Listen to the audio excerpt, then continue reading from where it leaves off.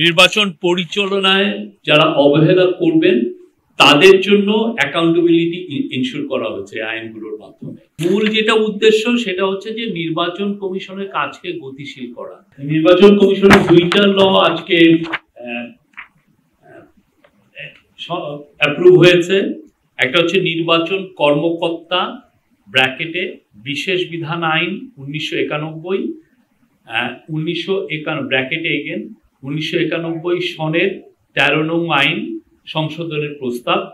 এটা প্রস্তাবটা আজকে এটা ক্যাবিনেটে পাশ হয়েছে। আর আরেকটা হচ্ছে যে নির্বাচন কমিশন সচিবালয় আইন 2009 সনের 5 নং আইনে সংশোধনের প্রস্তাব।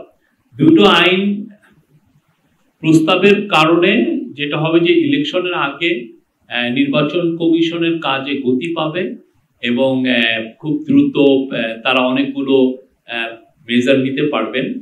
নির্বাচন পরিচালনায় যারা অবহেলা করবেন তাদের জন্য অ্যাকাউন্টেবিলিটি ইনশিওর করা হচ্ছে আইনগুলোর মাধ্যমে। Japan Bangladesh joint venture company JBS holdings limited. প্রথম যেটা হচ্ছে নির্বাচন কমিশন সচিবালয় আইন 2009। হ্যাঁ, এই 2009 এই আইনের ফলে এই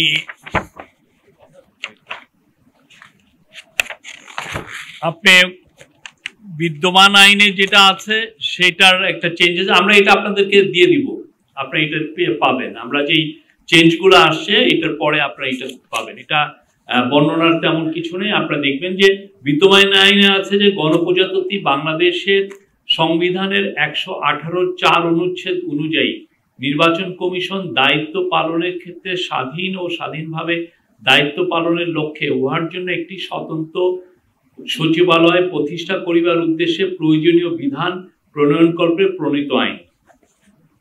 আর নির্বাচন কমিশন কর্তৃক প্রস্তুতকৃত খসড়া গণপ্রজাতন্ত্রী বাংলাদেশের সংবিধানের 118(4) অনুচ্ছেদ অনুযায়ী নির্বাচন কমিশন দায়িত্ব পালনের ক্ষেত্রে স্বাধীন এবং স্বাধীনভাবে দায়িত্ব পালনের ক্ষেত্রে উহার জন্য একটি স্বতন্ত্র সচিবালয় প্রতিষ্ঠা করার উদ্দেশ্যে প্রয়োজনীয় বিধান প্রণয়নকল্পে প্রণীত অধ্যাদেশ। আর এইটার লেজিসলেটিভ এগুলো আমরা আপনাদেরকে দিব। আপনি না পড়লে এটা আপনি এইখান থেকে আমি বর্ণনা দিলে আমি মনে হয় না আপনারা এটার একটা আইডিয়াটা পাবেন।